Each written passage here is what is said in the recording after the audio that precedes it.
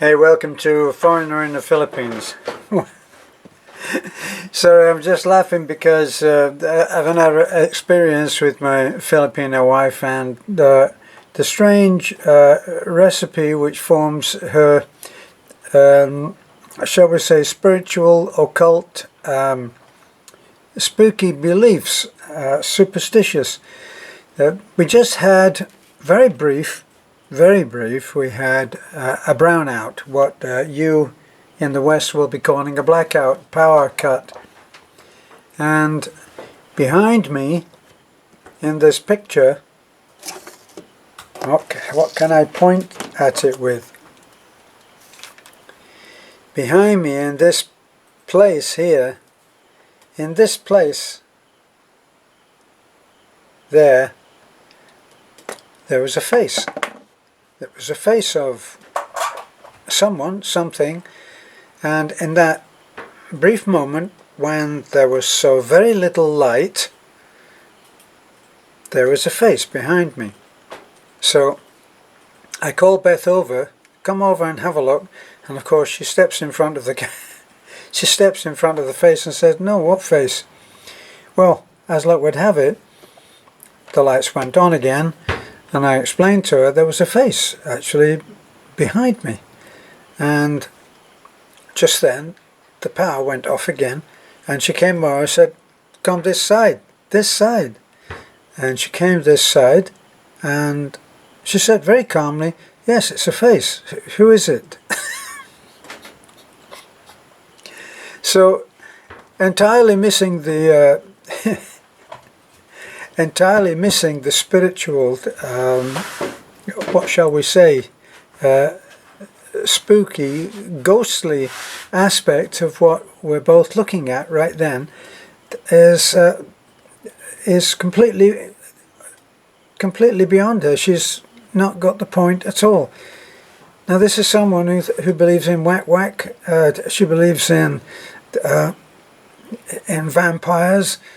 She believes in all kinds of different entities which may walk the earth, but when something happens on video like that and she doesn't see it, it's quite amazing. I would have thought that if she saw that face, it's very blurred, by the way. It's not high definition, but it shocked me because I saw standing behind me, maybe a meter, a yard behind me, there was very clearly a face. And here's my superstitious wife says, "Oh yeah, right. What is that then?" Sometimes you really never get to the bottom of how a Filipino thinks. A Filipina thinks.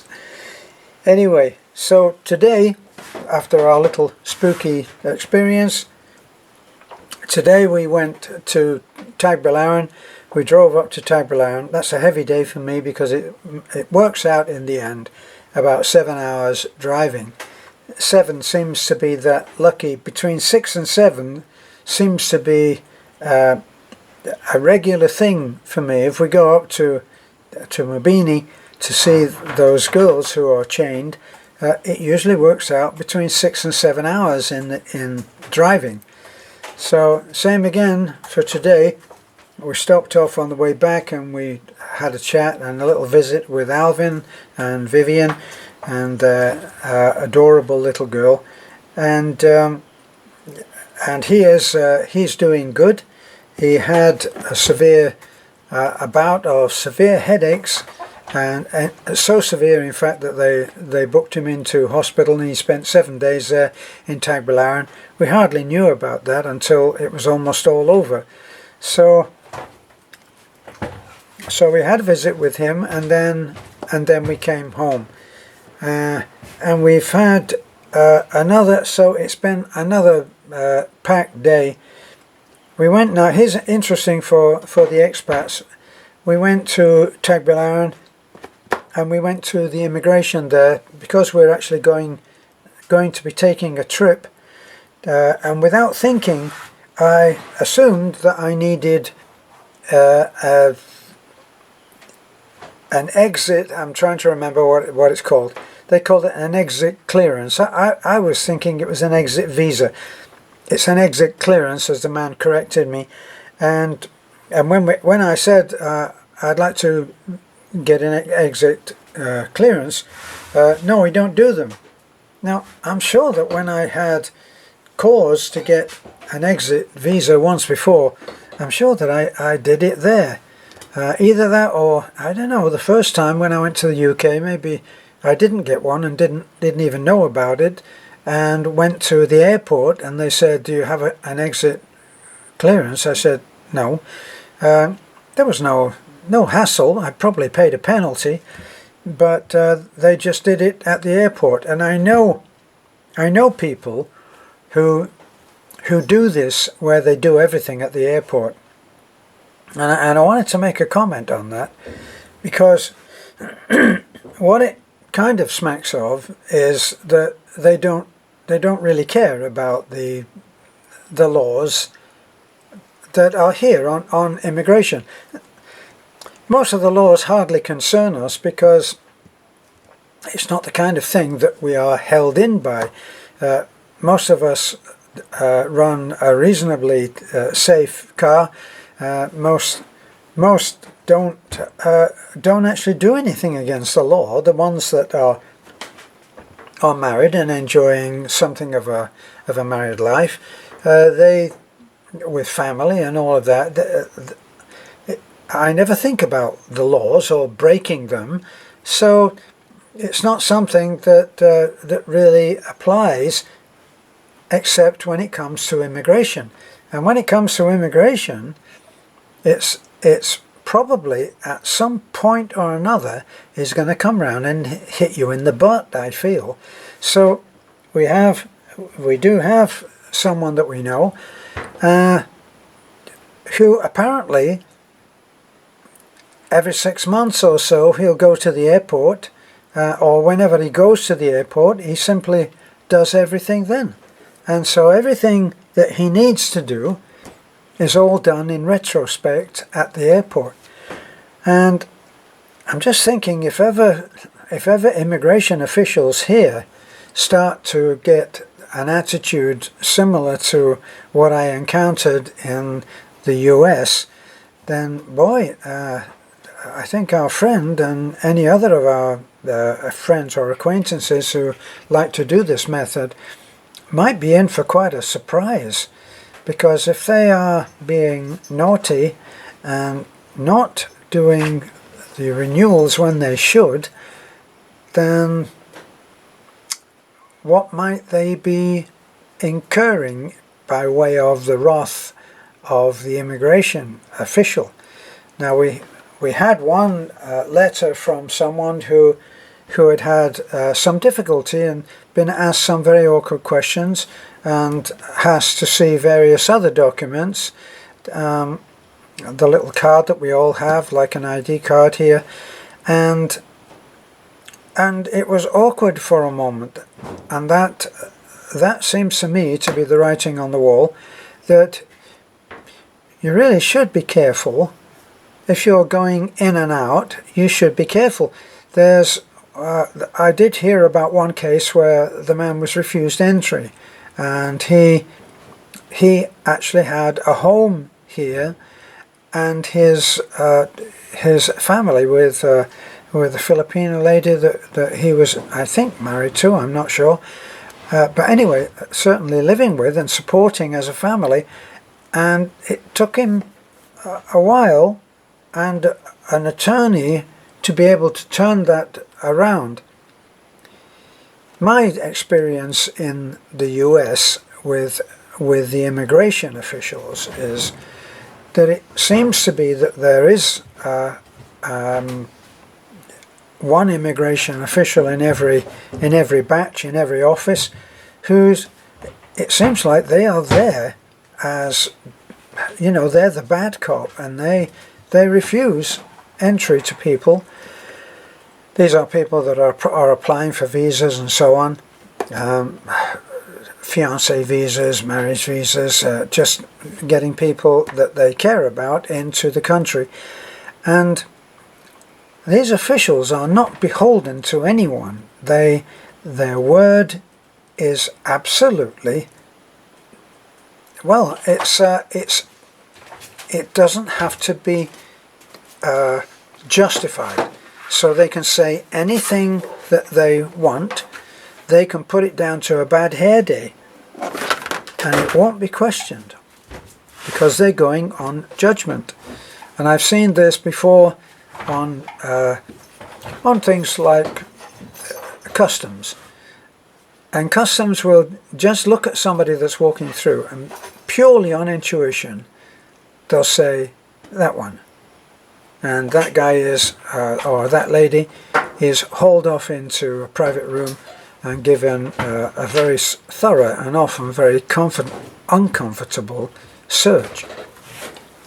They're never asked, why did you say that? If it turns out to be a false one, nobody comes up to them and says, hey, just a minute, you can't go around doing this. No, it's not that at all. They are validated for expressing an intuitive feel about somebody that may or may not turn out to be correct. And they don't have to justify it, they don't have to explain themselves, and they're not held accountable in any way.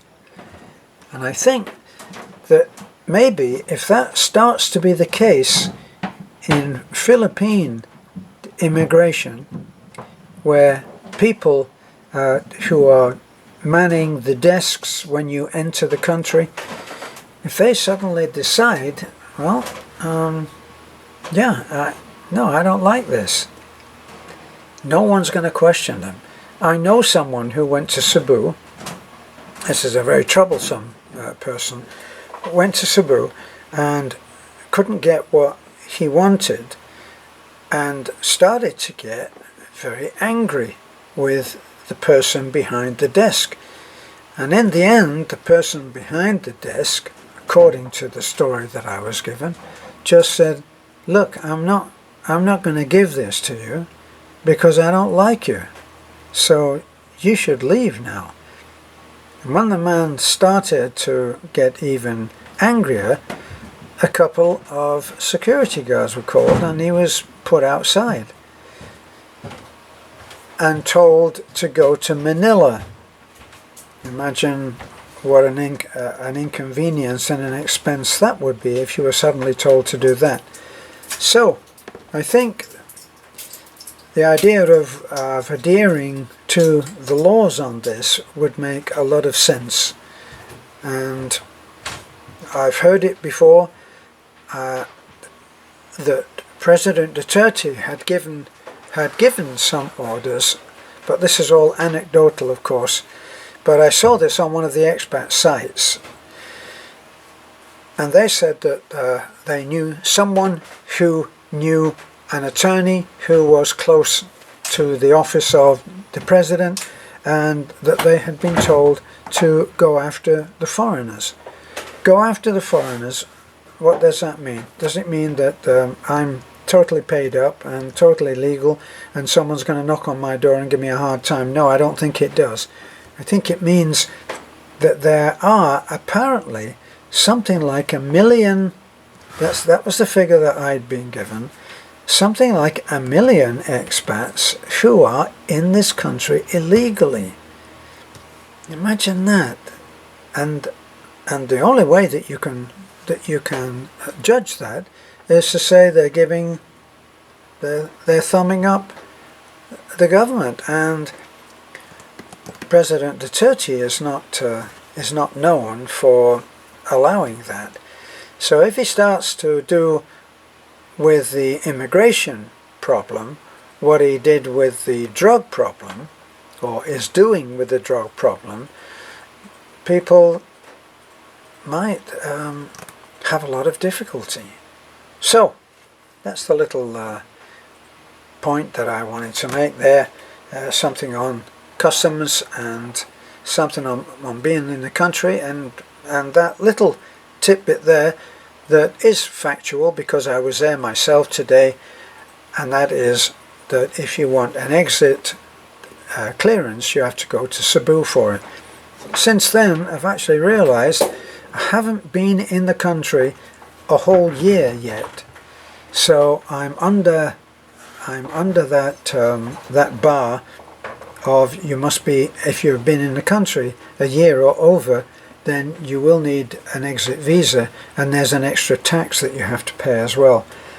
I haven't been in the country an entire year yet. We're leaving before that deliberately, so that we're within the Balikbayan visa that we got on our last trip. Okay, well, this is a foreigner in the Philippines. Thanks for looking in. Don't forget to like, comment, subscribe, and share. And I would like to mention that Beth and I are so very delighted with all of the support that we've been given that has already pushed us over and into our target for 78,000. We're at 77,000 right now. Just made it today sometime, and we're already over. How many are we at, Beth? 77. We're at 77 what? 77,000 and 100. and 100. Thank you. See, so we're already heading for 78,000. Thank you so much, and bye for now.